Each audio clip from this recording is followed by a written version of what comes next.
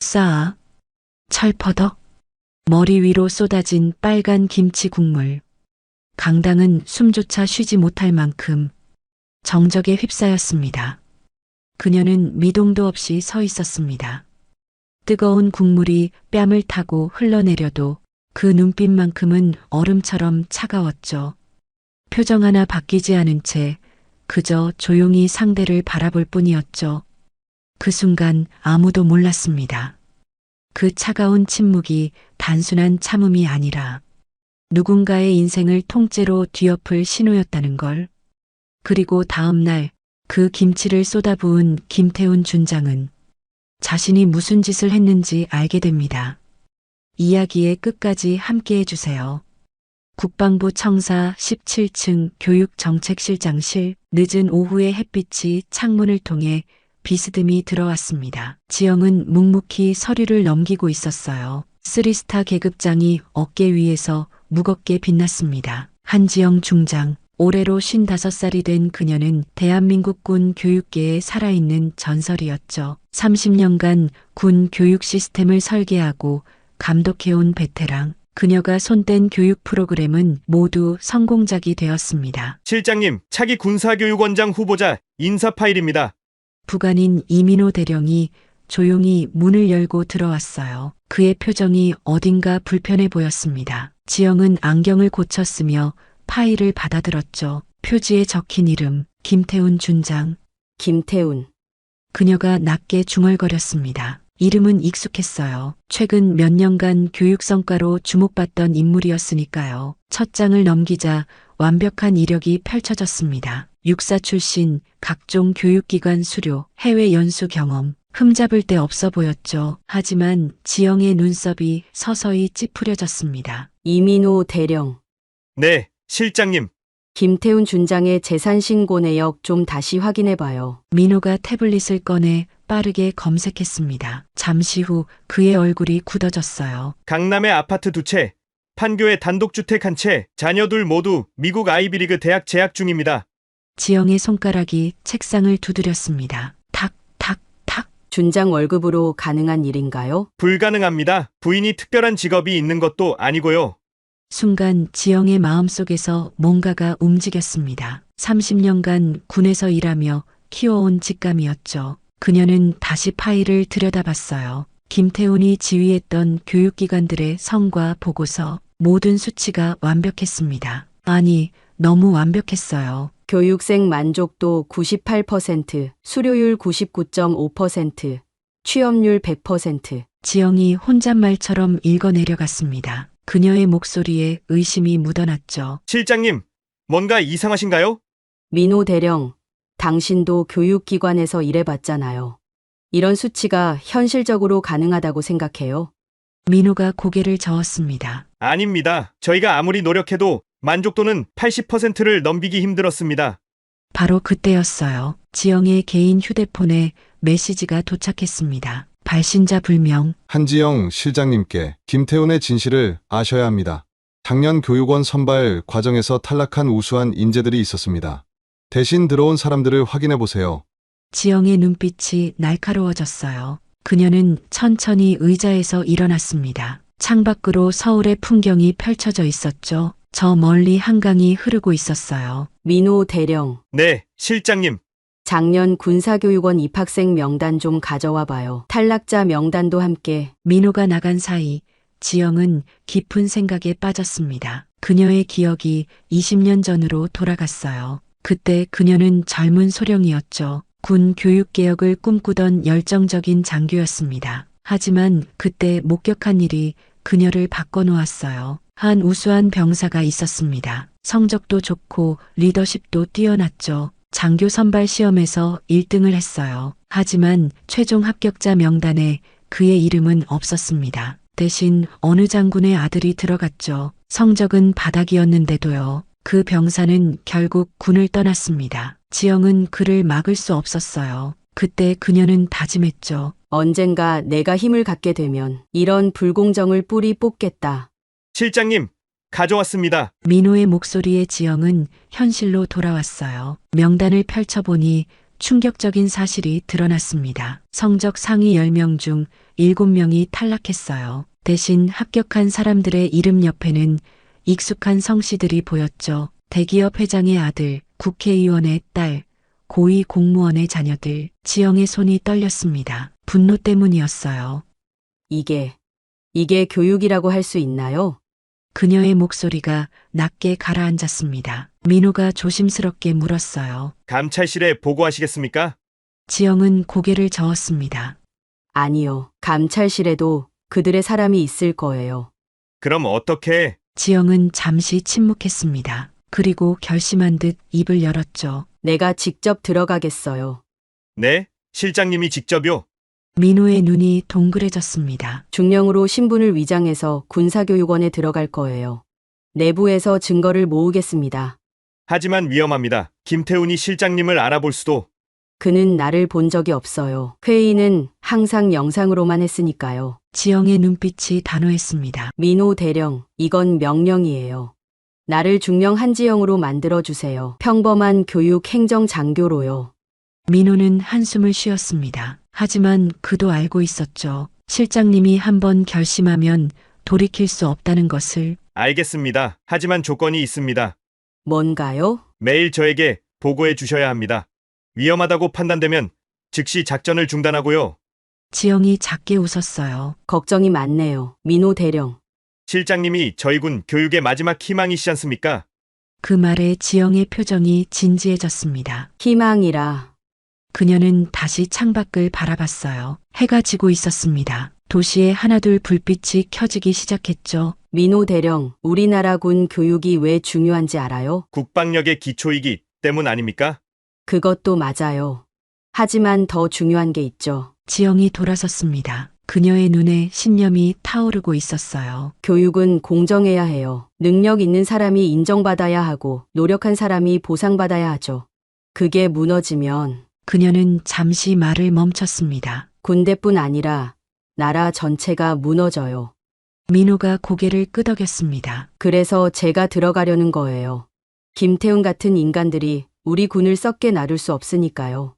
그날 밤 지영은 집에 돌아와 거울 앞에 섰습니다. 거울 속 자신의 모습을 바라봤어요. 쓰리스타가 빛나는 군복, 단정한 머리, 날카로운 눈빛. 이제 이 모든 걸 버려야 해. 그녀는 혼잣말을 했습니다. 계급장을 하나씩 떼어냈어요. 쓰리스타가 사라지자 어깨가 가벼워졌습니다. 동시에 뭔가 허전했죠. 하지만 지영은 알고 있었어요. 진짜 힘은 계급장에 있는 게 아니라는 것을, 정의를 실현하려는 의지에 있다는 것을. 다음 날 아침 민호가 준비한 서류를 받았습니다. 중령 한지영, 군사교육원 교육행정과 발령. 새로운 신분증을 보며 지영이 씁쓸하게 웃었어요. 20년 만에 중령이 되는 기분이 묘하네요.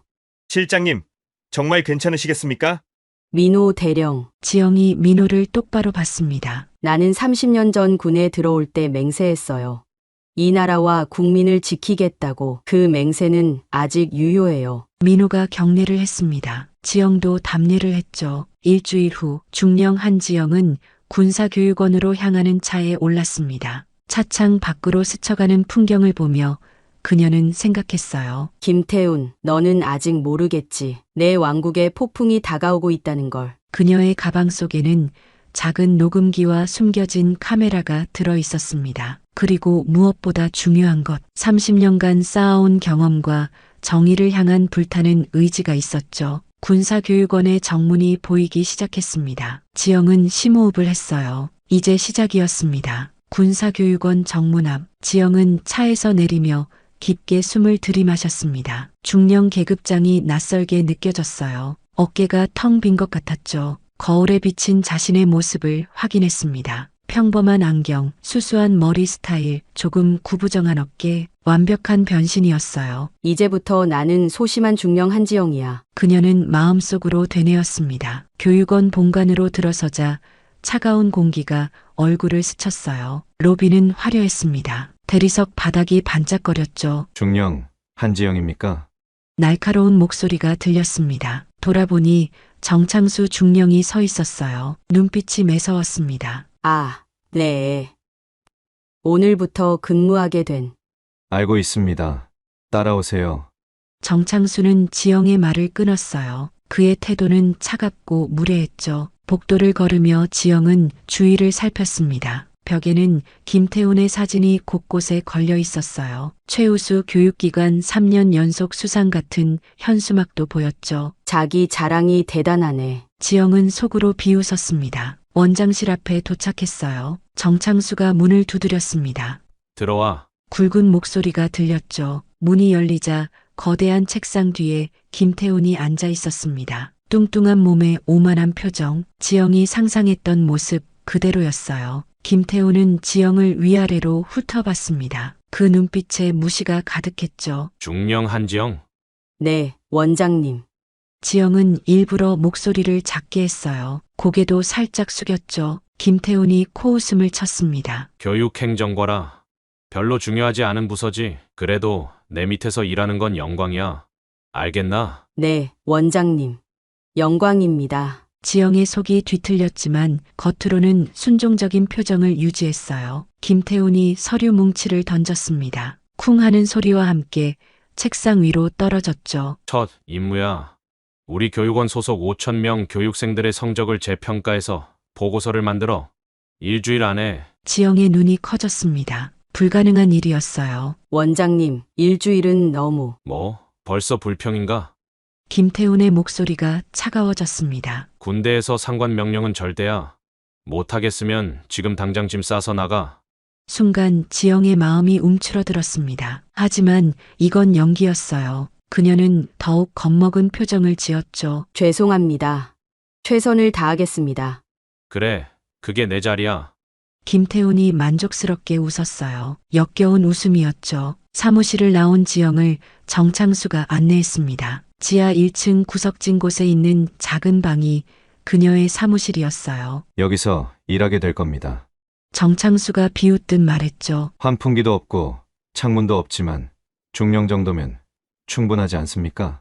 지영은 아무 말 없이 고개를 끄덕였어요. 혼자 남겨진 후 그녀는 서류를 펼쳤습니다. 5,000명의 성적 자료. 하지만 지영의 입가에 미소가 번졌어요. 오히려 잘 됐어. 모든 자료를 합법적으로 볼 수 있게 됐네. 그녀는 바로 일을 시작했습니다. 2시간 후 충격적인 사실들이 드러났어요. 대기업 회장 아들인 이준호. 모든 시험에서 40점 미만이었는데 최종 성적은 95점이었습니다. 국회의원 딸 김서연. 출석률 30%인데도 수료증을 받았어요. 반면 평범한 집안 출신들은 90점을 받고도 재시험을 봐야 했죠. 지영의 손이 떨렸습니다. 분노 때문이었어요. 바로 그때 문이 열렸습니다. 누구세요? 여군 소령이 들어왔어요. 이름표에 박수진이라고 적혀 있었죠. 아, 새로 오신 중령님이시군요.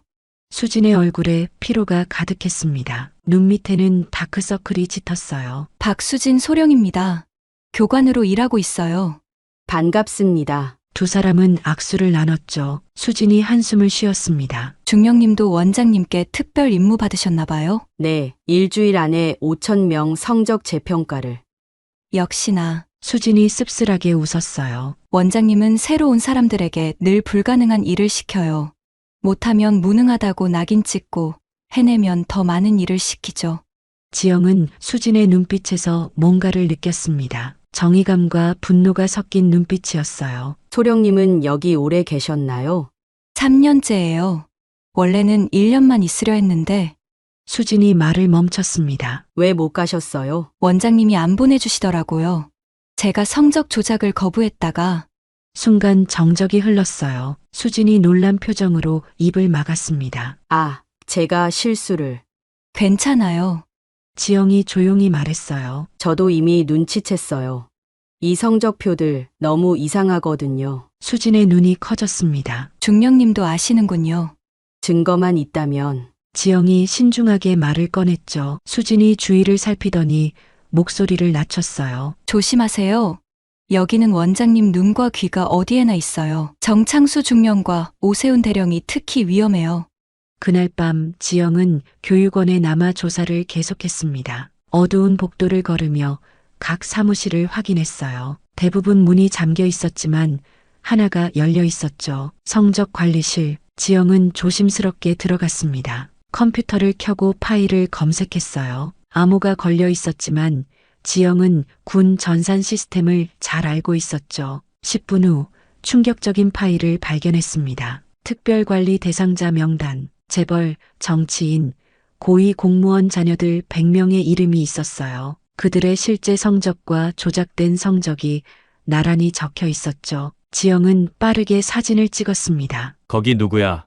갑자기 불이 켜졌어요. 오세훈 대령이 서 있었습니다. 지영의 심장이 쿵쿵 뛰었어요. 하지만 겉으로는 놀란 표정을 지었죠. 아, 죄송합니다. 제 사무실 키를 여기 놓고 가서. 중령 한지영? 오세훈의 눈빛이 의심스러웠어요. 밤늦게 왜 여기 있는 거지? 원장님이 주신 과제 때문에 자료를 찾고 있었습니다. 오세훈이 다가왔습니다. 지영은 자연스럽게 컴퓨터에서 물러났어요. 앞으로 조심해. 여기는 아무나 들어올 수 있는 곳이 아니야. 네, 죄송합니다. 지영은 고개를 숙이고 빠르게 나왔어요. 복도를 걸으며 그녀는 안도의 한숨을 쉬었습니다. 하지만 동시에 확신했죠. 내가 찾는 증거가 여기 있어. 다음 날 아침 지영이 사무실에 도착했을 때 이상한 일이 벌어졌어요. 아무도 그녀와 인사하지 않았습니다. 눈도 마주치지 않았죠. 점심시간 구내식당에서도 마찬가지였어요. 지영이 앉으려 하자 다들 자리를 떴습니다. 벌써 시작인가? 지영은 혼자 밥을 먹었어요. 오후에 정창수가 찾아왔습니다. 중령 한지영, 원장님이 부르신다. 원장실에 들어가자 김태훈의 표정이 싸늘했어요. 어젯밤 성적 관리실에 있었다고? 네, 자료를 찾으려고. 허락도 없이? 김태훈의 목소리가 높아졌습니다. 여기서 나는 왕이야. 내 허락 없이는 개미 한 마리도 움직일 수 없어. 알겠나? 죄송합니다. 한 번만 더 규칙을 어기면 넌 끝이야. 지영은 고개를 숙였어요. 하지만 마음속으로는 다짐했죠. 김태훈, 내 왕국은 곧 무너질 거야. 사무실로 돌아온 지영은 가방 속 녹음기를 확인했습니다. 모든 대화가 녹음되고 있었어요. 그녀는 조용히 미소 지었습니다. 늑대굴에 들어온 것은 양이 아니었어요. 사냥꾼이었죠. 2주가 지났습니다. 지영은 밤낮 없이 일했어요. 겉으로는 김태훈이 시킨 불가능한 과제를 수행하는 것처럼 보였지만 실제로는 증거를 모으고 있었죠. 그녀의 사무실 벽에는 수천 장의 서류가 붙어 있었습니다. 모두 부정의 증거들이었어요. 마침내 보고서가 완성되었습니다. 군사교육원 교육과정, 투명성, 개선 방안. 겉으로는 평범한 제목이었지만 내용은 폭탄이었어요. 성적 조작을 막을 수 있는 시스템, 공정한 평가 기준, 외부 감사 도입 등 모든 것이 김태훈의 부정을 겨냥하고 있었죠. 지영은 보고서를 들고 원장실로 향했습니다. 문을 두드렸어요. 들어와. 김태훈은 큰 의자에 기대어 앉아 있었습니다. 옆에는 정창수와 오세훈이 서 있었죠. 보고서 완성했습니다, 원장님. 지영이 서류를 내밀었어요. 김태훈이 첫 장을 넘기자마자 표정이 굳어졌습니다. 붉은색이 목까지 올라왔어요. 이게 뭐야? 그의 목소리가 떨렸습니다. 분노 때문이었죠. 교육 개선 방안입니다. 개선, 이게 개선이야? 김태훈이 벌떡 일어났어요. 거대한 몸이 흔들렸습니다. 우리 교육원이 문제가 있다는 거야? 3년 연속 최우수 기관인데. 더 나아질 수 있다고 생각했습니다. 지영의 목소리는 차분했어요. 김태훈의 주먹이 책상을 내리쳤습니다. 쿵! 너 같은 중령이 뭘 안다고 이런 걸 써. 침이 튀었어요. 지영은 움직이지 않았습니다. 한지영 중령, 너 누구 밑에서 일했어? 김태훈의 눈빛이 의심으로 가득했죠. 평범한 부대에서. 평범한 부대 출신이 이런 걸 쓸 수 있을까? 정창수가 끼어들었어요. 원장님, 이 여자 수상합니다. 처음부터 이상했어요. 오세훈도 거들었죠. 맞습니다. 밤에 성적 관리실에 있던 것도 그렇고. 김태훈이 지영에게 다가왔습니다. 술 냄새가 났어요. 점심부터 마신 모양이었죠. 너 혹시 누가 보낸 거야? 감찰 아니면 국방부? 아닙니다. 저는 그저. 닥쳐. 김태훈의 고함에 지영의 몸이 움츠러들었습니다. 하지만 이것도 연기였어요. 오늘부터 너는 화장실 청소나 해. 알겠어? 순간 지영의 안에서 뭔가가 툭 하고 끊어졌습니다. 하지만 참았어요. 아직 때가 아니었으니까요. 네, 원장님. 그날 밤 지영은 다시 교육원을 돌아다녔습니다. 이번엔 더 깊은 곳으로 들어갔어요. 지하 2층, 비밀 문서 보관실, 암호를 풀고 들어가니 충격적인 것들이 있었습니다. 프로젝트 골든 키, 파일을 열어보니 거대한 커넥션이 드러났어요. 국방부 인사과장, 교육부 차관, 심지어 청와대 비서관까지 모두가 김태훈과 연결되어 있었죠. 돈이 오가고 자리가 거래되고 아이들의 미래가 팔리고 있었습니다. 지영은 모든 것을 카메라에 담았어요. 이건 생각보다 훨씬 크네. 그녀의 손이 떨렸습니다. 분노와 흥분이 섞인 떨림이었죠. 3일 후 연례 우수 교육기관 시상식이 열리기로 되어 있었어요. 김태우는 4년 연속 대상을 확신하고 있었죠. 교육원 전체가 축제 분위기였습니다. 시상식 전날 저녁 대강당에서 회식이 열렸어요. 모든 간부가 참석했습니다. 지영도 구석에 조용히 앉아 있었죠. 김태우는 이미 취해 있었어요. 얼굴이 빨갛게 달아올라 있었습니다. 내일이면 4년 연속이야. 4년. 그가 소리쳤어요. 박수가 터졌습니다. 이 모든 게 내 덕분이지. 내가 이 교육원을 최고로 만들었어. 지영은 조용히 물을 마시며 지켜봤습니다. 김태훈의 시선이 갑자기 지영에게 향했어요. 어이, 한지영. 모든 사람의 시선이 지영에게 쏠렸습니다. 네, 원장님. 이리 와봐. 지영이 천천히 일어났어요. 걸어가는 동안 심장이 쿵쿵 뛰었습니다. 뭐 좀 물어보자. 군 교육의 핵심이 뭐라고 생각해? 공정성과 실력이라고 생각합니다. 김태훈이 크게 웃었어요. 공정성? 실력? 하하. 그의 웃음소리가 강당에 울렸습니다. 세상 물정 모르는 소리 하고 있네. 군대는 힘이야, 힘. 권력과 돈. 지영의 주먹이 꽉 쥐어졌어요. 그런데 너 같은 게 뭘 알겠어? 평범한 중령 주제에. 김태훈이 비틀거리며 다가왔습니다. 너 때문에 기분이 나빠졌어. 그 멍청한 보고서 때문에. 그가 테이블 위에 김치 접시를 들었어요. 사과해. 무릎 꿇고. 강당이 조용해졌습니다. 모두가 숨을 죽였어요. 지영은 움직이지 않았습니다. 싫습니다. 단호한 거절이었어요. 김태훈의 얼굴이 일그러졌습니다. 뭐라고?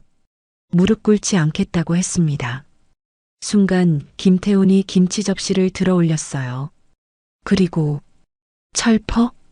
빨간 김치 국물이 지영의 머리 위로 쏟아졌습니다. 배추가 머리카락에 걸렸어요. 국물이 얼굴을 타고 흘러내렸죠. 강당은 죽은 듯 조용했습니다. 지영은 꼼짝도 하지 않았어요. 김치 국물이 뚝뚝 떨어지는 채로 서 있었죠. 그녀의 눈빛은 차가웠습니다. 얼음처럼. 시원하네. 지영이 조용히 말했어요. 김태훈이 당황했습니다. 뭐? 김치가 시원하다고 했습니다. 지영이 손으로 얼굴에 김치를 닦았어요. 그리고 김태훈을 똑바로 봤죠. 원장님, 왜? 내일 시상식 꼭 오세요. 지영의 목소리가 낮게 울렸습니다. 재미있는 일이 있을 겁니다. 김태훈이 또 웃었어요. 너 같은 게 뭘 할 수 있다고? 지영이 돌아섰습니다. 김치 국물을 뚝뚝 떨어뜨리며 걸었어요. 문 앞에서 멈췄죠. 그리고 돌아보지 않은 채 말했습니다. 김태훈. 경어를 빼고 이름을 불렀어요. 모두가 놀랐죠. 너는 방금 내 무덤을 내 손으로 팠다.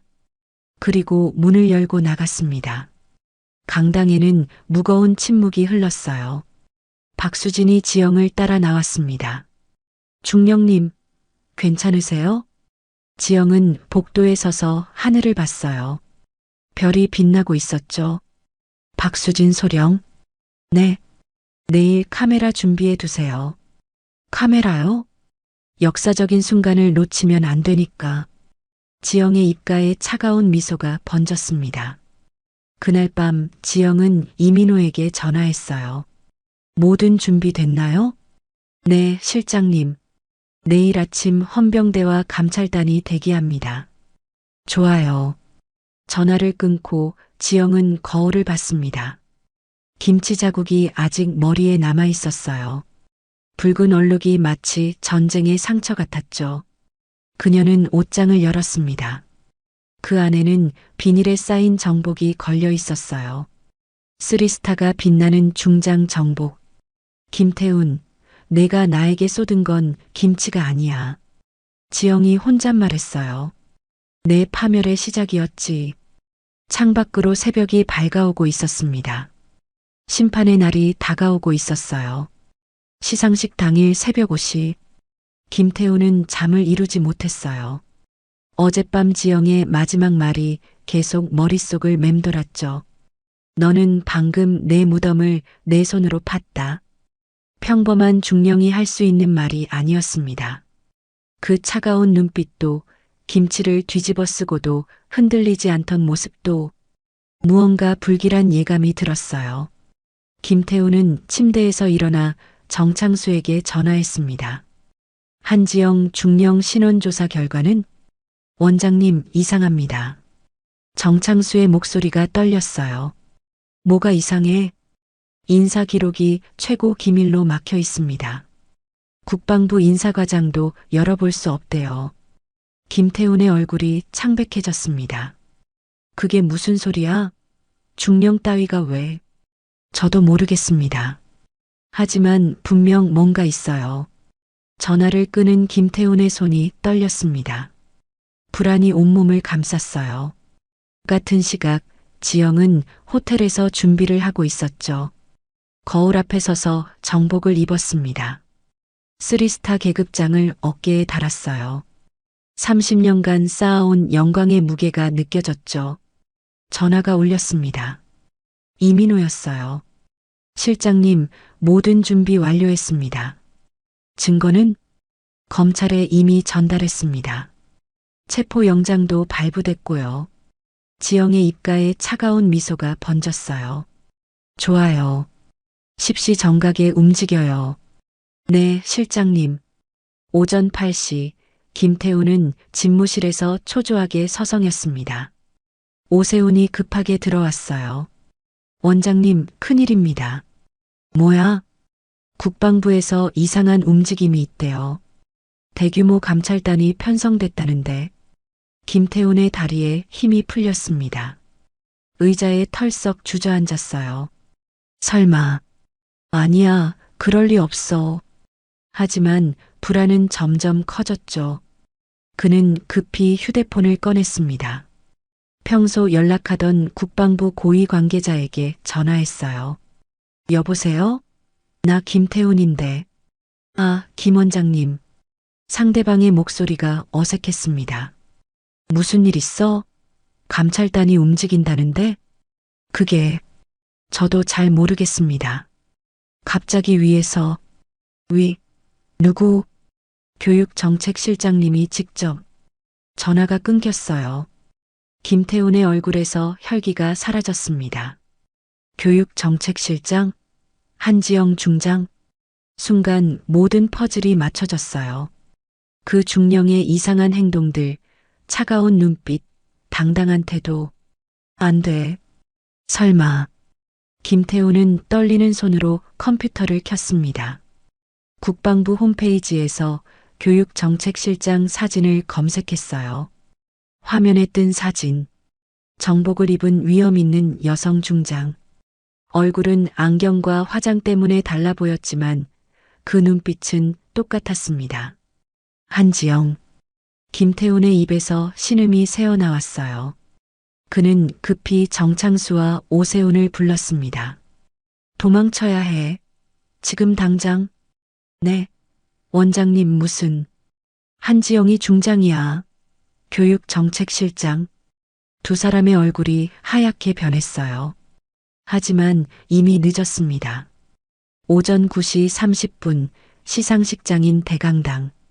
수백 명의 인사들이 모여 있었어요. 국방부 고위 관계자들, 언론인들, 교육계 인사들. 김태우는 불안한 마음을 숨기고 단상에 올랐습니다. 억지로 미소를 지었죠. 오늘은 영광스러운 날입니다. 우리 군사교육원이. 그때였어요. 대강당 문이 열렸습니다. 3스타 정복을 입은 지영이 들어왔어요. 뒤에는 헌병들과 감찰관들이 따랐죠. 강당이 순식간에 조용해졌습니다. 김태훈의 다리가 후들거렸어요. 마이크를 잡은 손이 떨렸죠.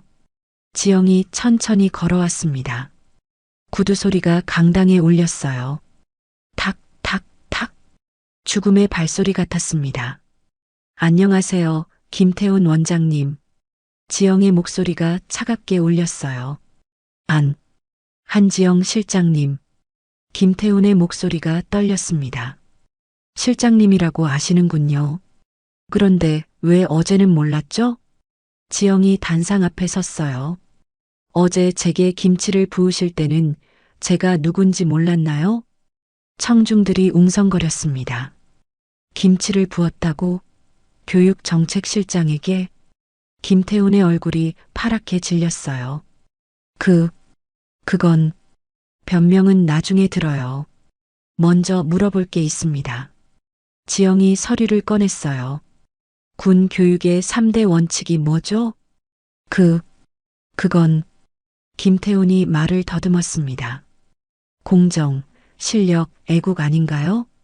네, 맞습니다. 그럼 작년 입학생 중 김철수 병장은 왜 떨어졌죠? 수석이었는데. 김태훈이 입을 다물었어요. 대신 들어온 이준호 씨. 재벌 2세죠? 성적은 꼴찌였고요. 청중들이 술렁였습니다. 지영이 리모컨을 들었어요.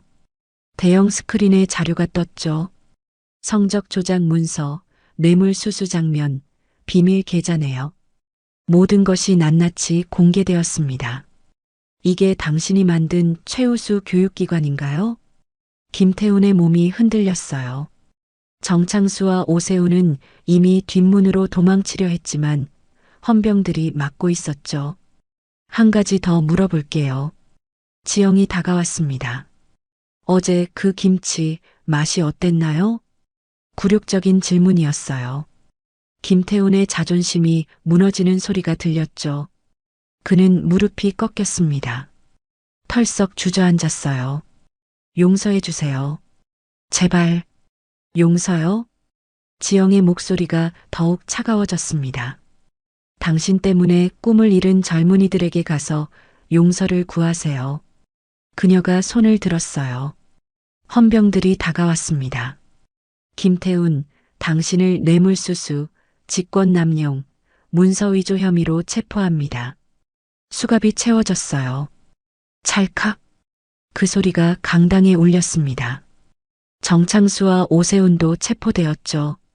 부패 네트워크에 연루된 모든 사람이 한꺼번에 잡혔어요. 김태훈이 끌려가면서 뒤돌아봤습니다. 왜 이렇게까지? 지영이 대답했어요. 30년 전 한 청년이 있었어요. 성적은 최고였지만 권력이 없어서 떨어졌죠. 그는 결국 자살했습니다. 김태훈의 눈이 커졌어요. 그가 제 동생이었어요. 순간 강당이 조용해졌습니다. 지영의 눈에 눈물이 맺혔어요. 하지만 흘리지 않았죠. 그때 맹세했습니다. 다시는 이런 일이 없도록 하겠다고. 김태훈이 고개를 떨구었어요. 완전한 패배였죠. 헌병들이 그를 데리고 나갔습니다. 지영은 단상에 올랐어요. 마이크를 잡았죠. 오늘부터 군사교육원은 새롭게 시작합니다. 그녀의 목소리가 강당에 울렸어요.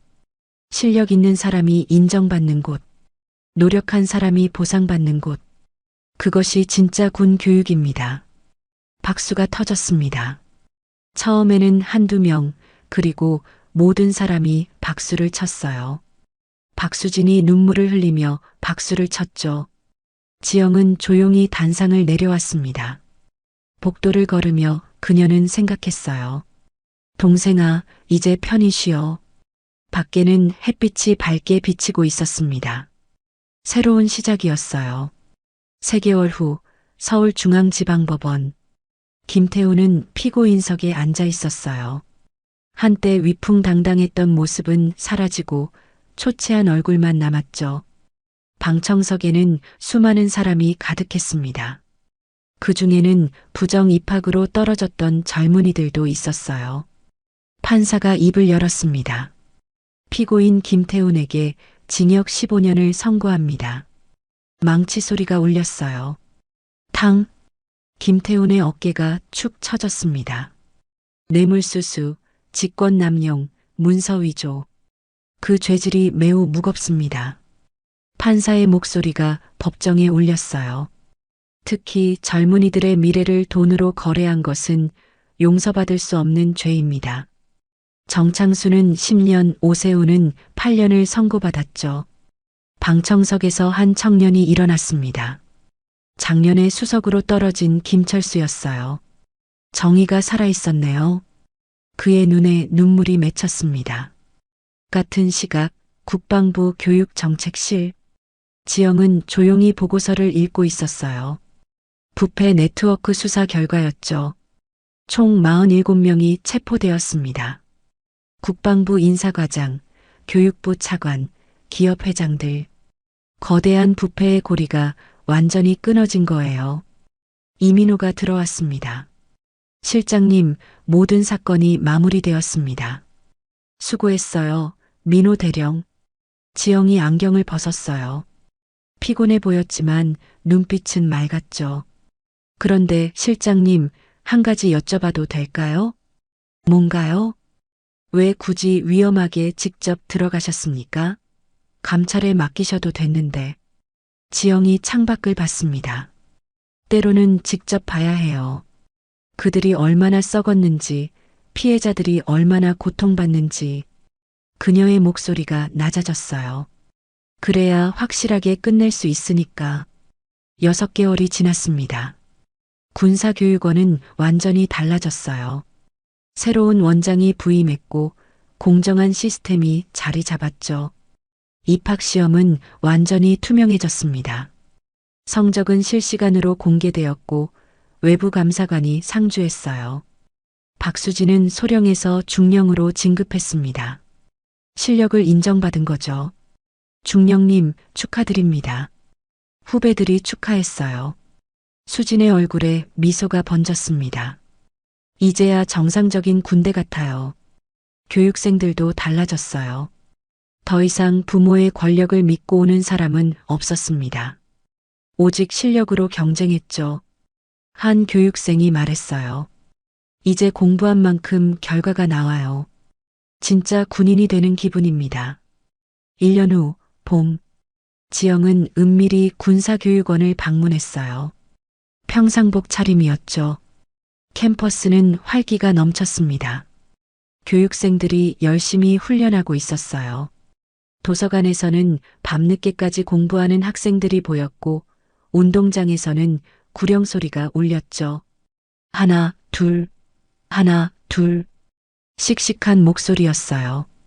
지영은 벤치에 앉아 그 모습을 지켜봤습니다. 입가에 작은 미소가 번졌어요. 이게 내가 꿈꾸던 모습이야. 그때 누군가 다가왔습니다. 박수진이었어요. 실장님? 쉿. 지영이 손가락을 입술에 댔어요. 그냥 구경 온 사람이에요. 수진이 옆에 앉았습니다. 덕분에 모든 게 바뀌었어요. 진심으로 감사드립니다. 제가 한 건 없어요. 원래 있어야 할 모습으로 돌아간 것뿐이죠. 두 사람은 잠시 침묵했어요. 햇살이 따뜻했습니다. 벚꽃이 흩날리고 있었죠. 실장님, 앞으로도 계속 지켜봐 주실 거죠? 수진이 물었어요. 물론이죠. 보이지 않는 곳에서. 지영이 일어났습니다. 이제 가봐야겠어요. 실장님, 수진이 불렀어요. 지영이 돌아봤죠. 그때 김치 사건. 정말 통쾌했어요. 지영이 웃었습니다. 김치 맛이 꽤 시원했어요. 두 사람이 함께 웃었어요. 지영은 천천히 교문을 나섰습니다. 돌아보니 군사교육원 현판이 햇빛에 빛나고 있었어요. 공정과 실력의 요람. 새로 붙은 슬로건이었죠. 차를 타고 떠나면서 지영은 백미러로 교육원을 봤습니다. 점점 작아지는 건물을 보며 그녀는 생각했어요. 이제 시작이야. 아직 갈 길이 멀어. 그녀의 가방 속에는 새로운 파일이 들어 있었습니다. 해군 사관학교 입시 비리 의혹. 지영의 눈빛이 다시 날카로워졌어요. 그날 밤 지영은 동생의 묘지를 찾았습니다. 묘비 앞에 꽃을 놓았어요. 하얀 국화였죠. 동생아, 약속 지켰어. 바람이 불었습니다. 꽃잎이 살랑거렸어요. 이제 너 같은 피해자는 없을 거야. 그녀는 묵념을 했습니다. 잠시 후 고개를 들었을 때 하늘에는 별이 가득했어요. 그중 가장 밝은 별이 반짝였습니다. 마치 동생이 웃는 것 같았죠. 2년 후, 한 신문 기사가 났습니다.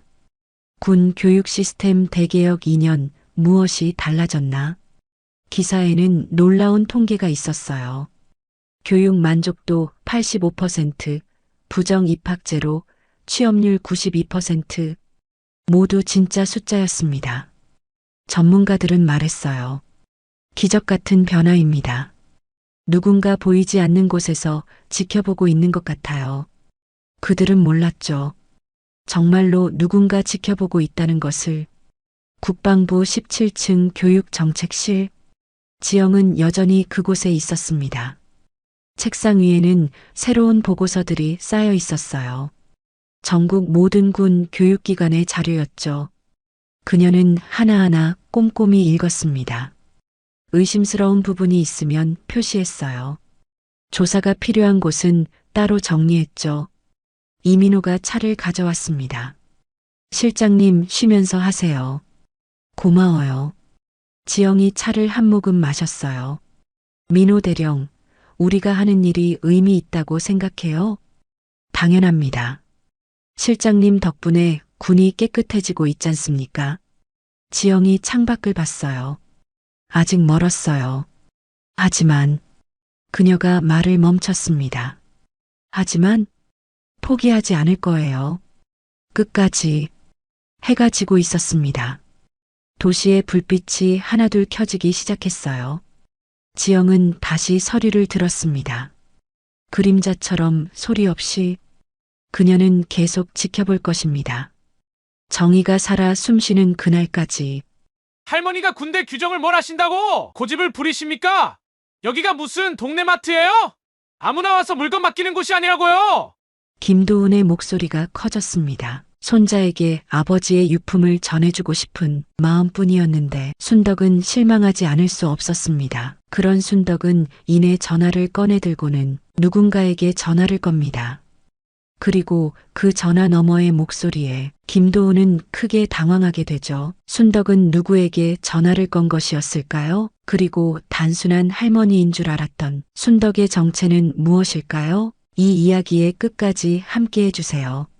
새벽 5시, 아직 어둠이 짙게 깔린 작은 아파트에서 순덕이 조용히 일어났습니다. 74살의 나이가 무색하게 허리를 꼿꼿이 세우고 부엌으로 향했죠. 오늘은 특별한 날이었습니다. 아니, 특별해야만 하는 날이었어요. 식탁 위에는 낡은 군번줄이 놓여 있었습니다. 돌아가신 사위 철수의 유품이었죠. 순덕은 떨리는 손으로 그것을 들어 올렸습니다. 차가운 금속의 감촉이 손끝에 전해졌어요. 철수야. 순덕의 목소리가 작게 떨렸습니다. 2년 전 전방에서 작전 중 전사한 사위. 중령 계급장을 단 훌륭한 군인이었죠. 마지막 순간까지도 부하들을 지키려 했던 사람이었습니다. 그리고 그가 남긴 마지막 유언이 아직도 순덕의 귓가에 맴돌았어요. 어머님, 이것만은 준호에게 꼭 전해주세요. 아버지가 끝까지 지켰다고 꼭 말해주세요. 순덕은 군번줄을 정성스럽게 작은 봉투에 넣었습니다. 옆에는 철수가 군복을 입고 환하게 웃는 사진도 함께 넣었죠. 봉투를 봉하면서 순덕의 마음이 먹먹해졌습니다. 3대째 이어지는 군인 가문. 순덕 자신도 예비역 소장으로 전역했고 사위 철수도 군인이었으며 이제 손자 준호도 일병으로 복무 중이었습니다. 하지만 철수가 없는 이 집안은 뭔가 큰 구멍이 뚫린 것 같았어요. 준호가 아버지 유품을 받으면 힘이 될 거야. 순덕은 스스로에게 말했습니다. 손자는 아버지가 전사한 후 자원 입대했죠. 아버지처럼 훌륭한 군인이 되겠다며 전방부대를 자원했습니다. 그 모습이 대견하면서도 가슴 한구석이 아렸어요. 오전 6시 순덕은 집을 나섰습니다. 첫 번째 시내버스를 타고 시외버스 터미널로 향했죠. 새벽 공기가 차가웠지만 순덕의 마음은 뜨거웠습니다. 오늘은 꼭 준호에게 아버지의 유품을 전해주고 싶었어요. 시외버스 터미널에서 다시 버스를 갈아탔습니다. 전방으로 가는 버스는 승객이 많지 않았죠. 대부분 군인 가족들이었습니다. 순덕은 창밖을 바라보며 깊은 생각에 잠겼어요. 30년 전 자신이 현역으로 복무할 때가 떠올랐습니다. 그때는 여군이 드물었죠. 하지만 순덕은 뛰어난 능력으로 소장까지 진급했습니다. 부하들을 가족처럼 아꼈고 그들도 순덕을 진심으로 따랐어요. 그중 한 명이 지금의 군단장 박영수였죠. 영수는 잘 지내고 있겠지. 순덕이 작게 미소 지었습니다. 버스가 산길을 올라가기 시작했어요. 구불구불한 길이 계속되었습니다. 멀미가 났지만 순덕은 참았죠. 손에 든 봉투를 꼭 쥐고 있었습니다. 정오가 가까워질 무렵 버스는 작은 마을에 도착했습니다. 여기서 내리시면 됩니다. 부대까지는 택시 타고 가셔야 해요. 기사 아저씨가 친절하게 알려주었죠. 순덕은 택시를 잡았습니다. 젊은 택시기사가 놀란 표정으로 물었어요. 할머니, 이런 오지까지 무슨 일로 가세요? 거기 부대 말고는 아무것도 없는데. 손자를 만나러 가는 길이에요. 아, 면회 가시는구나. 근데 오늘 평일인데 면회 되나요? 택시기사의 말에 순덕이 잠시 멈칫했습니다. 맞아요. 오늘은 평일이었죠. 하지만 순덕은 이미 마음을 정했습니다. 유품을 전달하러 가는 거예요. 꼭 전해줘야 할 것이 있어서. 택시기사는 더 묻지 않았습니다. 뭔가 사연이 있구나 싶었죠. 오후 2시, 드디어 전방부대 정문이 보였습니다. 높은 철책과 삼엄한 초소가 먼저 눈에 들어왔어요. 순덕의 가슴이 쿵쿵 뛰기 시작했습니다. 택시에서 내린 순덕은 손에 든 작은 봉투를 다시 한번 바라보았어요. 철수야, 이제 준호한테 전해줄 수 있겠다. 작은 목소리로 중얼거렸습니다. 눈가가 촉촉해졌지만 눈물은 참았어요. 군인 가문의 어른답게 의연해야 했습니다. 정문 초소로 천천히 걸어갔습니다. 초소 안에는 젊은 장교가 서류를 보고 있었어요. 계급장을 보니 대위였습니다. 이름표에는 김도훈이라고 적혀 있었죠. 안녕하십니까, 대위님. 순덕이 정중하게 인사했습니다. 오랜 군 생활로 몸에 밴 예의였죠.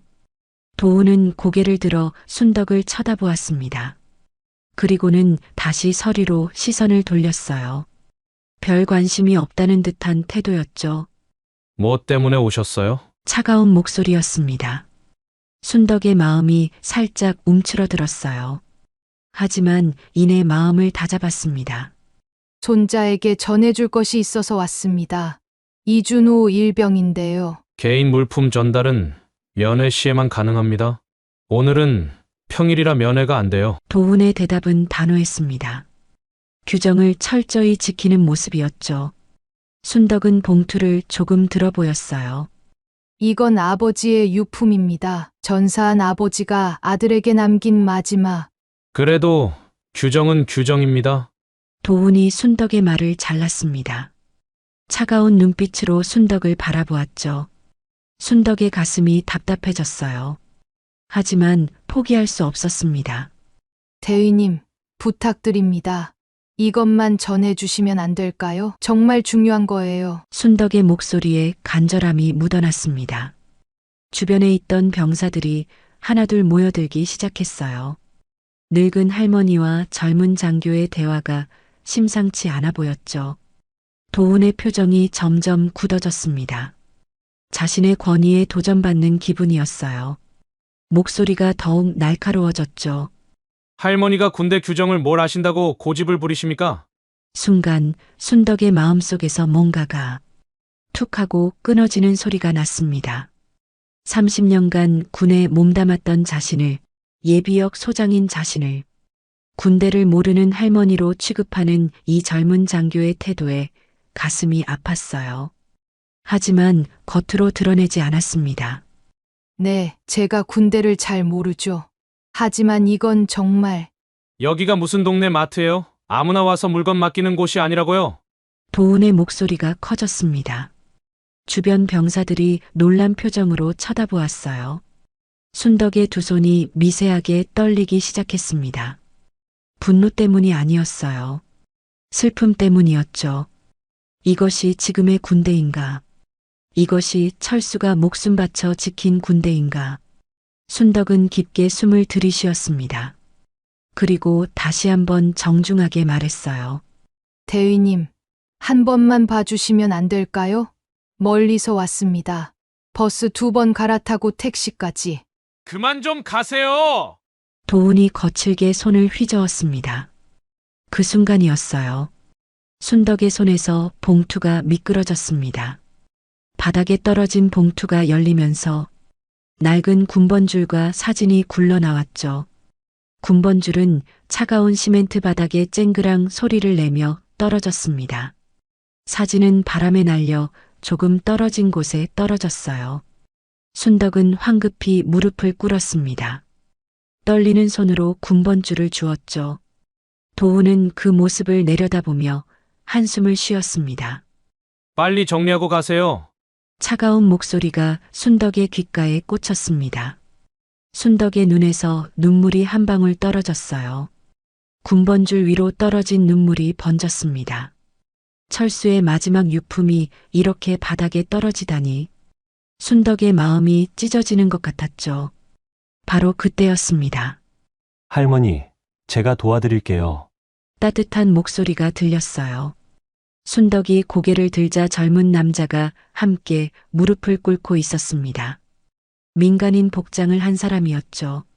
남자는 조심스럽게 사진을 주어서 순덕에게 건넸습니다. 그리고 작게 물었어요. 할머니, 혹시 예전에 군 관련 일을 하셨던 분 아니세요? 순덕이 놀란 표정으로 남자를 바라보았습니다. 남자는 미소를 지으며 말했죠.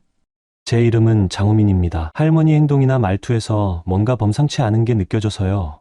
순덕은 아무 말 없이 군번줄을 봉투에 다시 넣었습니다. 호민이 순덕이 일어서는 것을 도왔어요. 도훈은 여전히 차가운 표정으로 서 있었죠. 이제 가시죠. 여기서 더 소란 피우면 안 좋습니다. 도훈의 말에 순덕이 고개를 들었습니다. 그리고 처음으로, 정말 처음으로 날카로운 눈빛을 보였어요.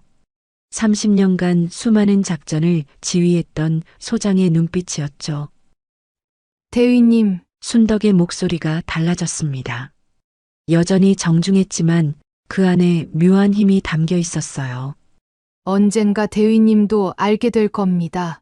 계급장이 주는 힘이 얼마나 무거운 것인지, 그리고 그 힘을 어떻게 써야 하는지. 도훈이 눈살을 찌푸렸습니다. 무슨 말씀이신지. 순덕은 더 이상 말하지 않았습니다. 대신 오래된 휴대폰을 꺼내 들었어요. 전화번호부를 열었습니다. 수많은 이름들이 스쳐 지나갔죠. 그리고 한 이름에서 손가락이 멈췄습니다. 박영숙. 순덕의 입가에 작은 미소가 번졌습니다. 그리고 통화 버튼을 눌렀어요. 전화기에서 신호음이 울렸습니다. 한 번, 두 번, 세 번. 도훈이 비웃듯이 말했어요. 뭐 하시는 거예요? 민원 넣는다고 달라지는 거 없습니다. 여기는 군부대고 규정은 규정이에요. 순덕은 도훈을 바라보지 않았습니다. 그저 조용히 전화기를 귀에 대고 있었죠. 호미는 불안한 표정으로 두 사람을 번갈아 보았어요. 그때였습니다. 여보세요. 군단장입니다. 전화기 너머로 묵직한 목소리가 들렸어요.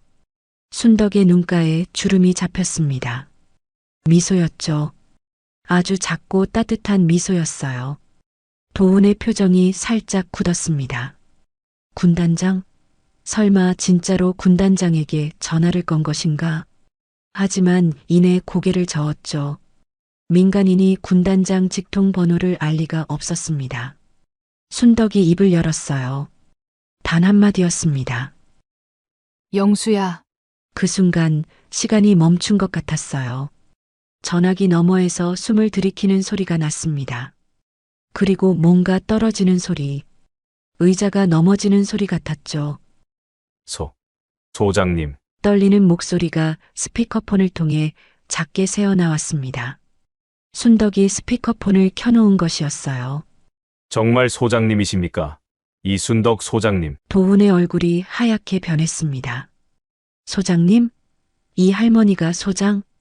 그것도 군단장이 이렇게 떨리는 목소리로 부르는 소장? 주변에 있던 병사들도 모두 얼어붙었어요. 초소환이 갑자기 조용해졌습니다. 바람 소리만 들렸죠. 그래, 영수야, 오랜만이구나. 순덕의 목소리는 여전히 차분했습니다. 마치 오랜 친구와 통화하는 것처럼 편안했어요. 소장님. 어떻게? 지금 어디 계십니까? 너희 부대 정문에 있어. 제32사단 맞지? 네. 저희 부대. 지금요? 전화기 너머로 급하게 움직이는 소리가 들렸습니다. 서류가 떨어지는 소리, 발걸음 소리가 뒤섞였어요. 잠깐. 소장님. 제가 지금 바로 가겠습니다. 15분이면 도착합니다. 그래, 기다리고 있을게. 순덕이 전화를 끊었습니다. 그리고 천천히 도훈을 바라보았어요. 도훈은 이미 식은땀을 흘리고 있었습니다. 손이 미세하게 떨렸죠. 대위님, 괜찮으세요? 호민이 조심스럽게 물었습니다. 하지만 도훈은 대답하지 못했어요. 목구멍이 막힌 것처럼 아무 소리도 나오지 않았죠. 순덕은 근처 벤치로 걸어갔습니다. 15분 기다리면 되니까 여기 앉아 있을게요. 평온한 목소리였어요. 마치 아무 일도 없었다는 듯이 조용했죠. 하지만 그 평온함이 오히려 도훈을 더 불안하게 만들었습니다. 도훈이 겨우 목소리를 냈어요. 할머니, 아니, 어르신께서. 그냥 할머니라고 부르세요. 편하게. 순덕이 작게 웃었습니다. 도훈은 입을 다물었어요. 머릿속이 하얗게 변했습니다. 방금 전까지 자신이 무시하고 모욕했던 이 할머니가 소장이라니. 그것도 군단장이 그렇게 깍듯이 모시는 소장이라니. 시간이 느리게 흘렀습니다. 5분이 지났어요. 도훈은 초소 안에서 안절부절 못했습니다. 나가서 사과해야 하나? 아니면 그냥 있어야 하나? 머릿속이 복잡했죠. 병사들은 수군거리기 시작했어요. 저 할머니가 진짜 소장님이신가? 군단장님이 직접 오신다고? 대위님 큰일 난 거 아니야? 도훈의 귀에 모든 소리가 들렸습니다. 얼굴이 점점 더 빨갛게 달아올랐어요. 분노가 아니었습니다. 부끄러움이었죠. 10분이 지났습니다. 멀리서 차 소리가 들렸어요. 검은색 관용차가 빠른 속도로 다가오고 있었습니다. 도훈의 심장이 쿵쿵 뛰었죠. 차가 정문 앞에 멈췄습니다. 뒷문이 열리고 별 3개가 반짝이는 군복을 입은 사람이 내렸어요. 박영수 중장이었습니다. 50대 중반의 나이지만 여전히 꼿꼿한 자세였죠. 영수는 주변을 둘러보다가 벤치에 앉아 있는 순덕을 발견했습니다. 그리고 놀라운 일이 일어났어요. 중장이 별 3개를 단 군단장이 순덕 앞으로 다가가더니 깊게 경례를 했습니다. 소장님, 안녕하십니까? 큰 목소리가 정문 일대에 울렸어요. 모든 병사들이 충격에 빠졌습니다. 군단장이 민간인 할머니에게 경례를 하다니. 그것도 이렇게 정중하게. 순덕이 천천히 일어났어요. 영수야, 잘 지냈니? 별 3개가 참 잘 어울리는구나. 소장님 덕분입니다.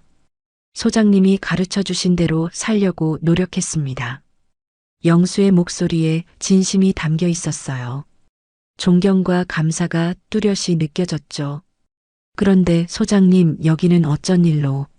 순덕이 손에 든 봉투를 보여주었습니다. 손자한테 전해줄 게 있어서. 아버지 유품인데 전달이 안 된다고 해서. 영수의 표정이 굳어졌어요. 시선이 도훈에게로 향했습니다. 도훈은 영수의 시선을 피했죠. 다리가 후들거렸어요. 김도훈 대위. 영수의 목소리가 날카로워졌습니다. 네, 군단장님. 도훈이 황급히 경례했어요. 손이 떨려서 경례도 제대로 되지 않았습니다. 무슨 일인지 설명하시오. 그게 규정상 평일에는 물품 전달이. 규정? 영수의 눈빛이 차가워졌어요. 그래, 규정도 중요하지. 하지만 대위, 당신은 지금 누구 앞에 서 있는지 아시오? 도훈이 고개를 들어 순덕을 바라보았습니다. 순덕은 여전히 온화한 표정이었어요. 하지만 그 온화함 속에 뭔가 깊은 것이 있었죠. 영수가 말을 이었습니다. 이분은 이순덕 예비역 소장님이시다. 내가 중2 시절 작전과장으로 계셨던 분이시지. 도훈의 몸이 흔들렸어요. 예비역 소장. 그것도 작전과장을 지낸 소장.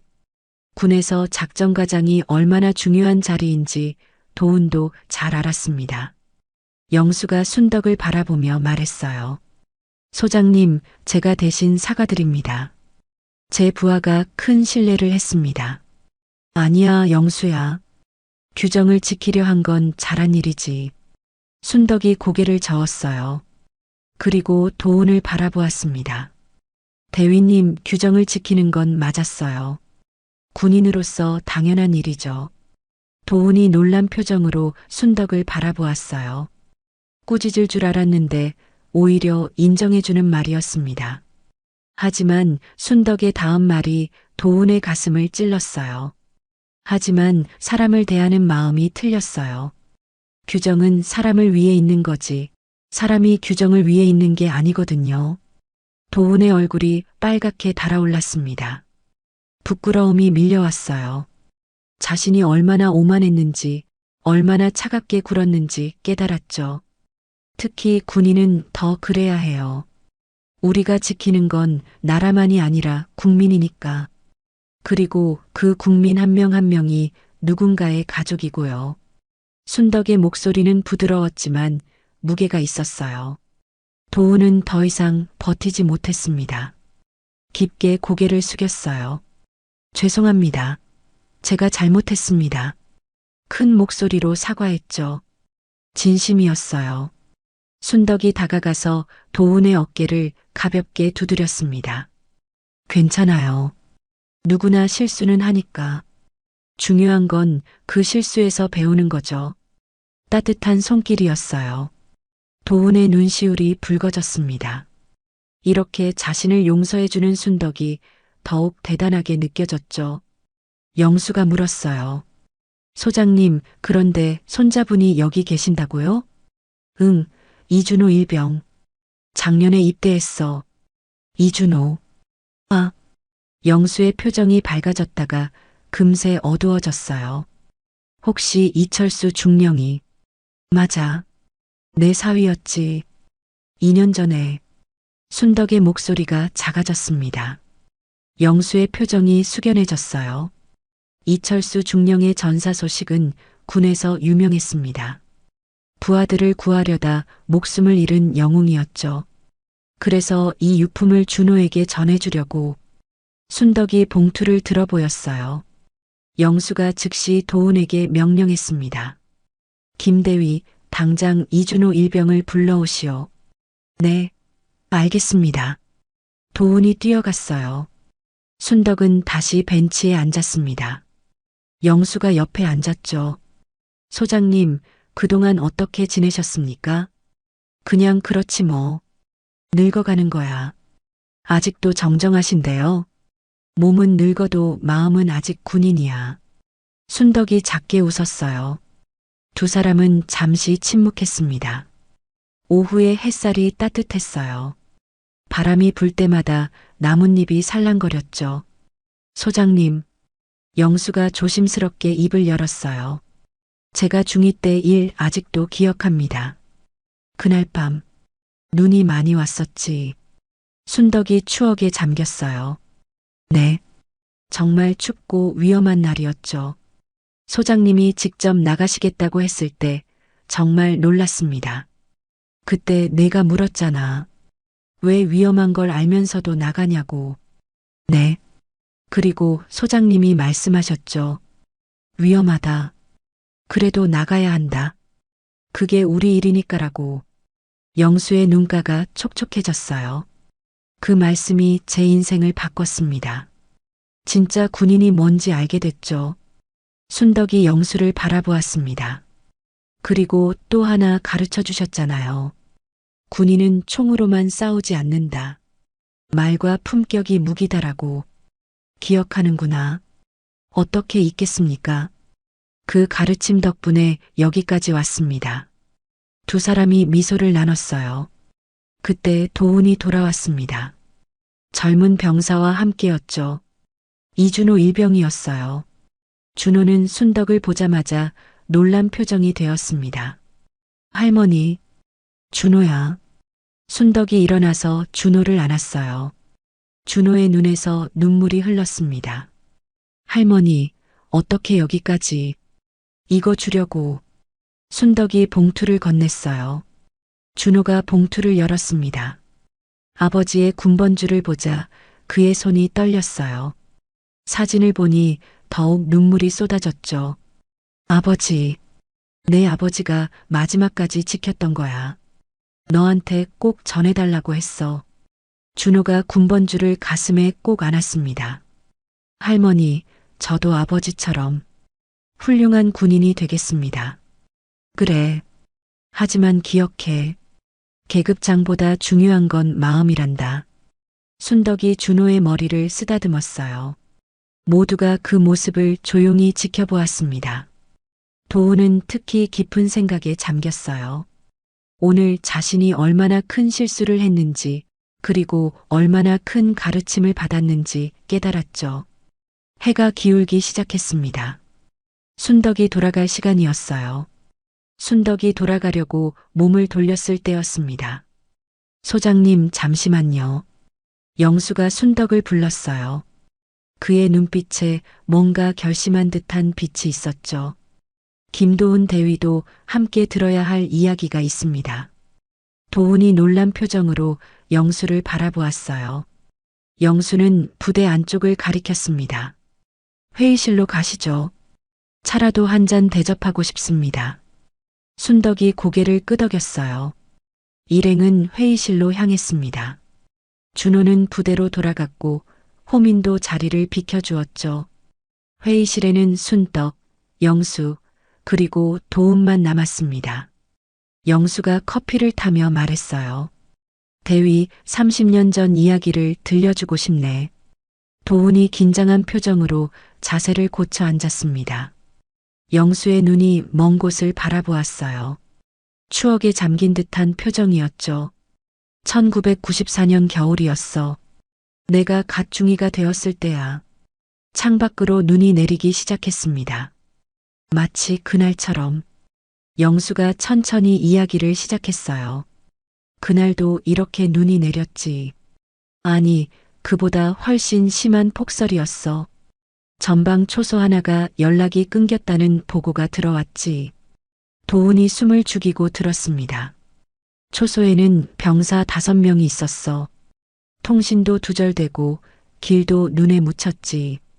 구조대를 보내야 했는데 영수의 목소리가 떨렸어요. 날씨가 너무 위험했어. 구조대마저 조난당할 수 있는 상황이었지. 대대장은 날이 개기를 기다리자고 했어. 순덕이 조용히 커피를 마시며 듣고 있었습니다. 그녀의 눈에도 그날의 기억이 떠오르는 것 같았어요. 그때 이순덕 소장님이 작전과장이셨어. 대령 계급이었지. 영수가 순덕을 바라보았어요. 소장님이 일어나시더니 말씀하셨지. 내가 직접 가겠다고. 도훈의 눈이 커졌습니다. 작전과장이 직접요? 그래. 모두가 말렸어. 너무 위험하다고. 하지만 소장님은 영수가 잠시 말을 멈췄어요. 그리고 순덕의 그날 말을 그대로 인용했습니다. 지금 저 산에는 우리 아이들 5명이 있다. 내가 가지 않으면 누가 가겠나. 계급장은 명령하라고 있는 게 아니야. 책임지라고 있는 거다. 회의실이 조용해졌어요. 도훈의 가슴 속에서 뭔가가 울렁거렸습니다. 계급장은 책임지라고 있는 것. 그 말이 가슴 깊이 박혔죠. 나는 젊은 중이었어. 혈기왕성했지. 소장님께 말했어. 영수가 쓴웃음을 지었어요. 소장님, 제가 가겠습니다. 제가 더 젊고 체력도 좋습니다라고. 그때 내가 참 씩씩했지. 순덕이 처음으로 입을 열었어요. 따뜻한 미소가 얼굴에 번졌죠. 소장님이 날 보시더니 물으셨어. 중이, 왜 가려고 하나? 영수의 목소리가 작아졌습니다. 나는 대답했지. 제가 젊으니까요.